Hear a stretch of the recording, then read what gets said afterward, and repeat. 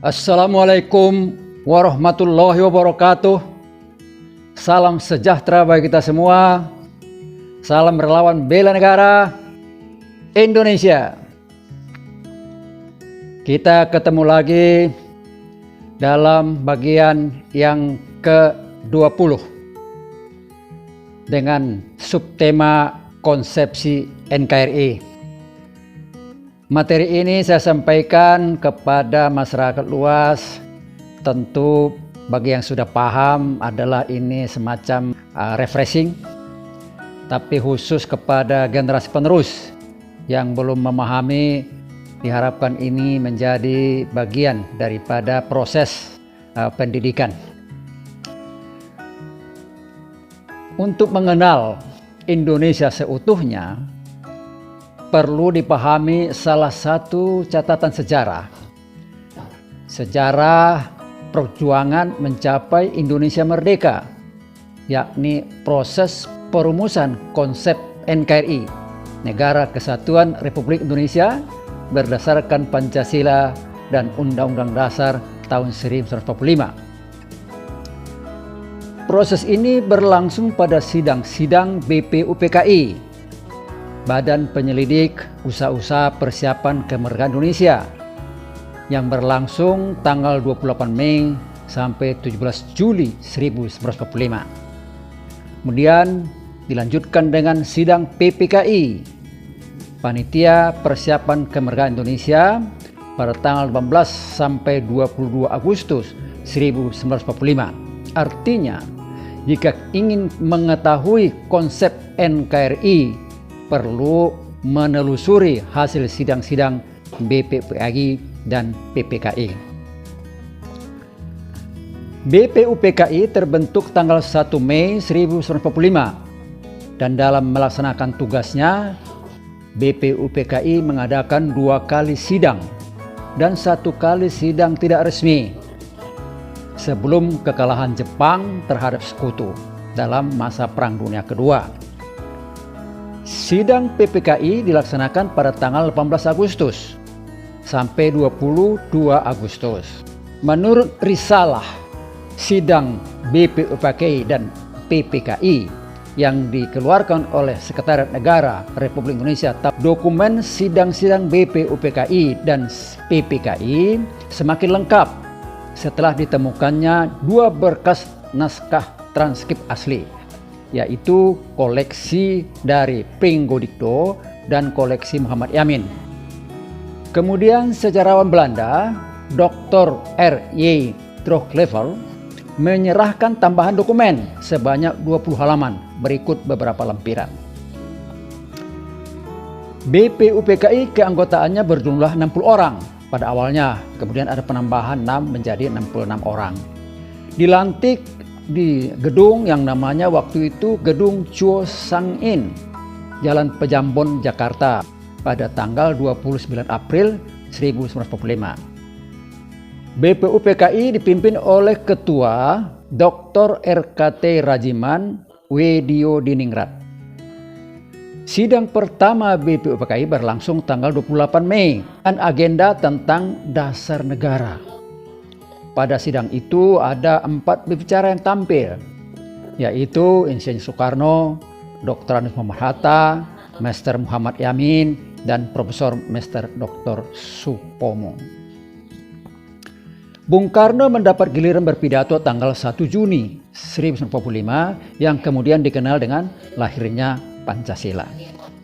Pidato tersebut menjadi bahan utama dalam proses perumusan selanjutnya melalui sidang-sidang Panitia 9 maupun sidang-sidang lanjutan dari sidang BPUPKI.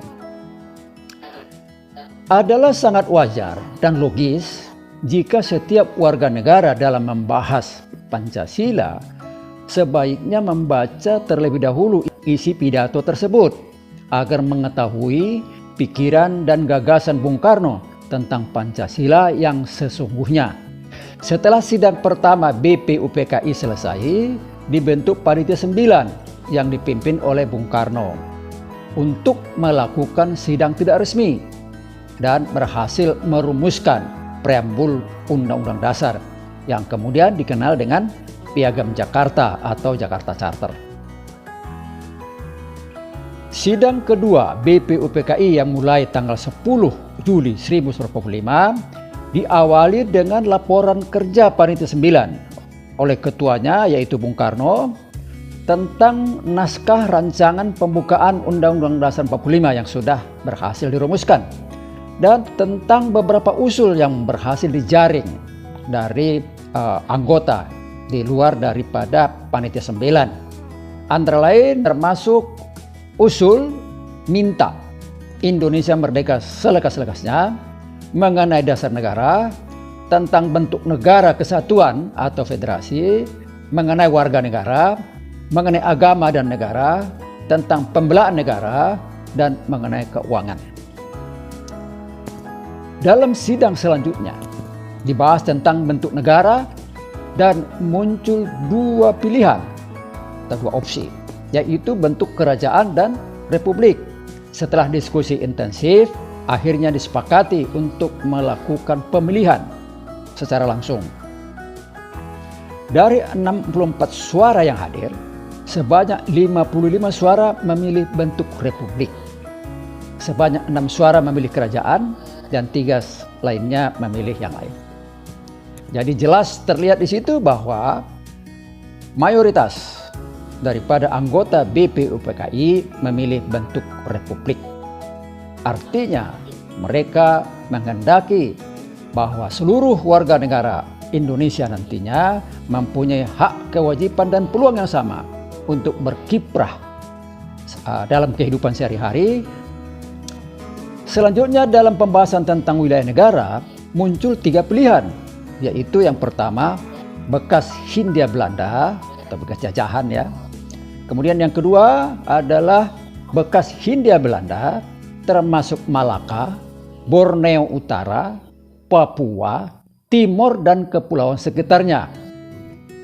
Dan yang ketiga adalah bekas Hindia Belanda ditambah Malaka tidak termasuk Papua.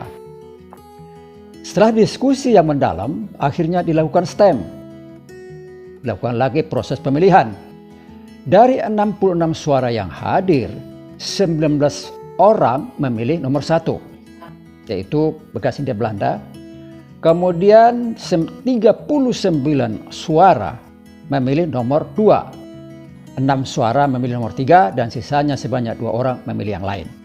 Artinya forum memilih wilayah Indonesia Merdeka meliputi bekas Hindia Belanda, Malaka, Borneo Utara, Papua, dan Timor dan kepulauan di sekitarnya.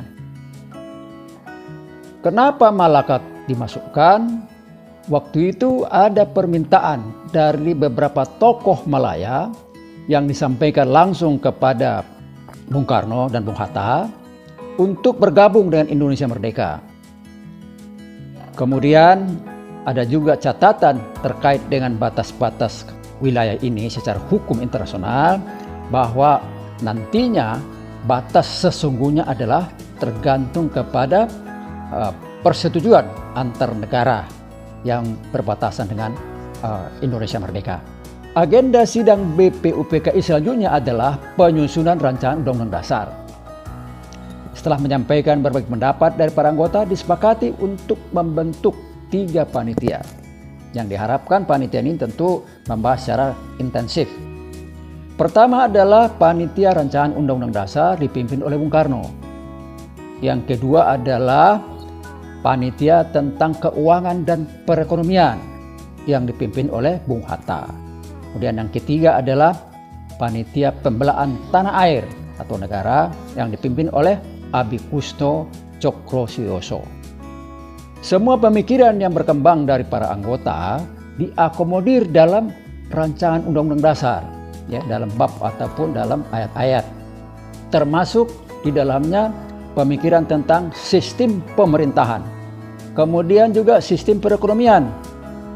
Sidang pembahasan rancangan Undang-Undang Dasar berlanjut terus pada tanggal 16 Juli dan setelah mengalami beberapa perubahan atas usul-usul dari anggota, baik dalam bentuk kata maupun dalam bentuk beberapa kalimat, akhirnya berhasil disepakati secara aklamasi. Maka selesailah tugas daripada BPUPKI. Dan untuk melanjutkan kegiatan daripada BPUPKI ini, dibentuklah wadah baru yang disebut dengan PPKI atau Panitia Persiapan Kemerdekaan Indonesia pada tanggal 7 Agustus 1945. Tujuannya tentu adalah untuk meneruskan hal-hal yang sudah dihasilkan oleh BPUPKI dan juga melihat kembali untuk dapat disahkan dalam sidang PPKI. Pada tanggal 9 Agustus, artinya 2 hari setelah pembentukan, Insinyur Soekarno, Dr. Andes Muhammad Hatta, dan Dr. Rajiman pergi menemui Panglima tertinggi Jepang di Saigon, Vietnam, dan mendengarkan bagaimana sikap Jepang terhadap pelaksanaan kemerdekaan Indonesia. Pada dasarnya Jepang mendukung Indonesia merdeka daripada kembali dijajah oleh bangsa Eropa. Setelah proklamasi kemerdekaan Indonesia tanggal 17 Agustus 1945, dilangsungkanlah sidang PPKI yang dimulai dari tanggal 18 Agustus, yaitu sehari setelah proklamasi. Agenda pertama adalah pengesahan dari Undang-Undang Dasar 1945. Jika kita telusuri, sidang itu dimulai dengan membuka kembali naskah yang sudah disepakati atau dihasilkan oleh BPUPKI dan secara intensif, secara bertahap dari awal sampai akhir didiskusikan dengan perubahan-perubahan di sana sini. Antara lain perubahan itu adalah dalam pembukaan, misalnya preambul atau mukadimah diganti dengan istilah pembukaan. Misalnya ada lagi istilah dasar hukum menjadi undang-undang dasar. Kemudian ada lagi kalimat yang berbunyi ketuhanan dengan kewajiban melaksanakan syariat Islam bagi pemeluk-pemeluknya diganti dengan ketuhanan yang Maha Esa. Akhirnya naskah yang sudah mendapat perbaikan-perbaikan di sana sini mendapat persetujuan secara aklamasi dan disahkan. Dan kemudian dilanjutkan dengan agenda lain, yaitu mengisi amanat daripada Undang-Undang Dasar 1945, antara lain memilih presiden dan wakil presiden, menyusun struktur pemerintahan, dan sebagainya. Dari perumusan konsep Indonesia Merdeka dapat disimpulkan bahwa konsep NKRI berproses melalui suatu sidang yang berlangsung dengan mengedepankan musyawarah mufakat dengan sangat mengakomodir semua pendapat dari para anggota BPUPKI.